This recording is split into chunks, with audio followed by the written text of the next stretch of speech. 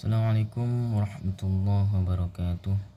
Perkenalkan, nama saya Wahyu Pratama dengan NIM 22002063.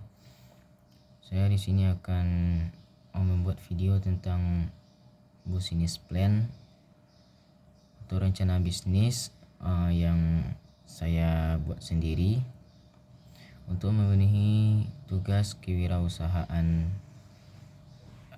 administrasi pendidikan. Nama usaha yang ingin saya dirikan yaitu Rumah Tahfiz Al-Quran Raudhatul Jannah. Untuk ringkasan eksklusifnya, nama perusahaannya itu Rumah Tahfiz Al-Quran Raudhatul Jannah, jenis usaha pendidikan non formal, lokasinya di Lubuk Menturun, Kota Padang, pendirinya Dr. Andes Mansur, sedangkan saya sendiri sebagai pengajarnya. Untuk berarti saya di sini membuka usaha di bidang jasa. Untuk misinya itu mewujudkan generasi muslim yang hafiz Quran, berilmu, bertakwa kepada Allah Ta'ala, berakhlak mulia, serta mampu mengaktualisasikan diri dalam kehidupan masyarakat dan plural berdasarkan Al-Quran dan As-Sunnah. Visinya terwujudnya insan yang mempunyai keseimbangan spiritual, intelektual, dan moral menuju generasi ulil albab yang berkomitmen tinggi terhadap kemaslahatan umat yang dilandasi dengan pengabdian kepada Allah Ta'ala. Ringkasannya itu ringkasan yang dapat saya ambil, Rumah Tahfiz ini adalah lembaga yang menyediakan wadah untuk mempelajari, menghafal, dan mengamalkan dan membudayakan nilai-nilai Al-Quran dalam kehidupan dan kebiasaan sehari-hari. Deskripsi bisnisnya Tahfiz Quran Raudhatul Jannah adalah lembaga pendidikan yang berfokus pada pengajaran dan penghafalan Al-Quran bagi anak-anak dan remaja. Kami menawarkan kurikulum yang dirancang khusus untuk mewujudkan atau memudahkan peserta didik dalam menghafal serta memahami isi Al-Quran, untuk memudahkan peserta didik dalam menghafal serta memahami isi kandungan Al-Quran. Dengan pengajaran yang interaktif dan metode yang menyenangkan, kami berkomitmen untuk menciptakan suasana belajar yang inspiratif. Kemudian analisis pasar yang dapat saya ambil itu tinjauan industri pendidikan.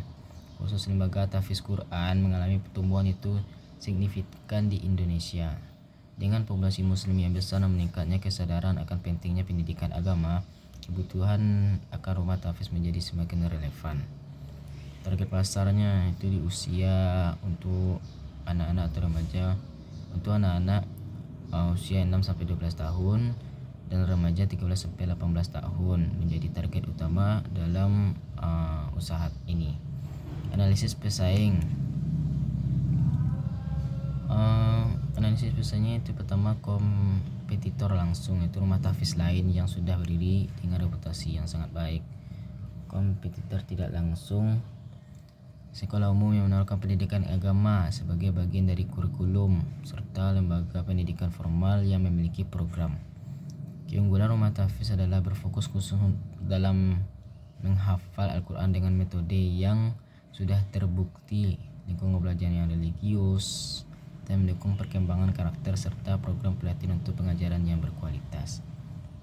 Kemudian yang ketiga itu organisasi dan manajemen. Pendirinya itu Dr. Andes Mansur sebagai pengelola utama, memiliki latar belakang sebagai guru agama di beberapa sekolah.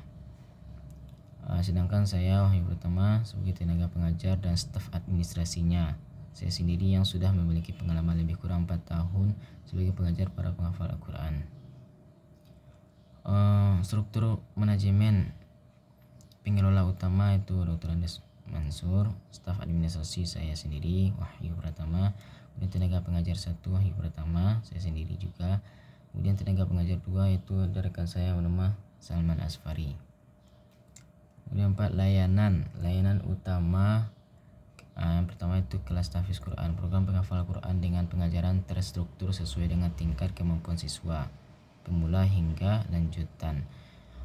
Pelajaran tajwid, pengajaran tentang aturan membaca Al-Quran yang benar untuk memastikan siswa dapat menghafal dengan cara yang tepat. Kelas tafsir, pembelajaran tentang makna dan konteks ayat-ayat Al-Quran untuk mendalami pemahaman agama. Kegiatan ekstrakurikuler, program seperti kompetisi menghafal, pengajar rutin, dan kegiatan sosial dalam memperkuat komunitas. Layanan pendukungnya itu bimbingan karakter dan akhlak, program pengembangan karakter yang mencakup nilai moral dan etika Islam, kemudian konsultasi dengan orang tua, kemudian fasilitas belajar yang sangat nyaman. Strategi pemasaran digital melalui website resmi dan melalui media sosial atau iklan berbayar dapat dilakukan untuk memasarkan usaha membuka program rumah tahfiz Quran ini. Kemudian konten edukatif, produksi konten blog atau video yang memberikan informasi tentang manfaat tahfiz dan cara efektif menghafal Al-Quran dengan mudah. Dan kegiatan promosi bisa melalui open house, kemudian ada juga diskon pendaftaran awal. Rencana operasionalnya itu lokasi dan fasilitas, ada ruang kelas untuk yang tersedia cukup untuk 15 sampai 20 per siswa per kelas, perpustakaan mini dan ruang konsultasi bagi anak-anak yang mengalami kesulitan dalam menghafal. Jadwal operasional Senin Jumat jam 8 sampai 16, Sabtu kegiatan ekstrakurikuler dari jam 9 sampai jam 12. Libur sesuai kalender pendidikan termasuk hari besar Islam. Sistem pendaftarannya bisa melalui pendaftaran online, melalui website resmi atau pendaftaran offline dengan datang langsung ke tempat program penghafal Quran.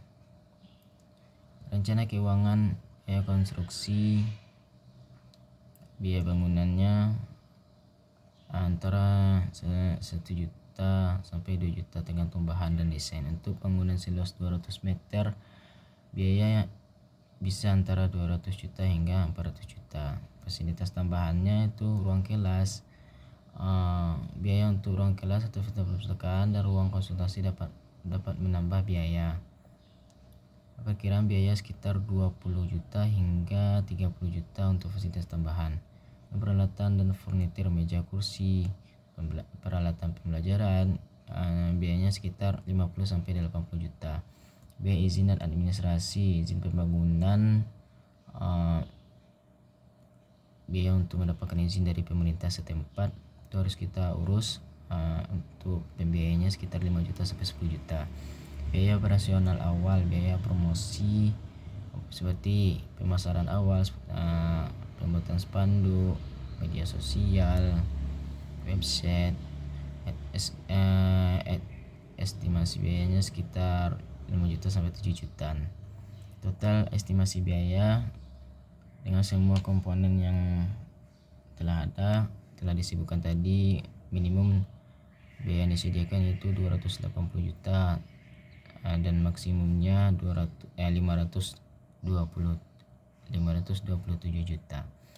Kesimpulan yang dapat saya ambil itu estimasi biaya ini bersifat indikatif dan bisa bervariasi sesuai dengan kondisi lokal, desain dan kebutuhan spesifik.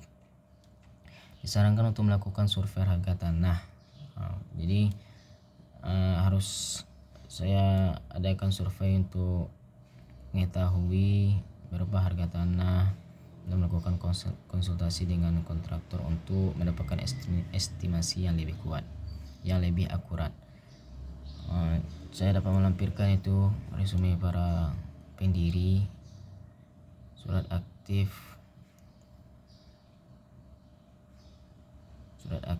mengajar, sertifikasi dari wali kota, kemudian lampiran foto kopi ijazah siswa yang telah lulus.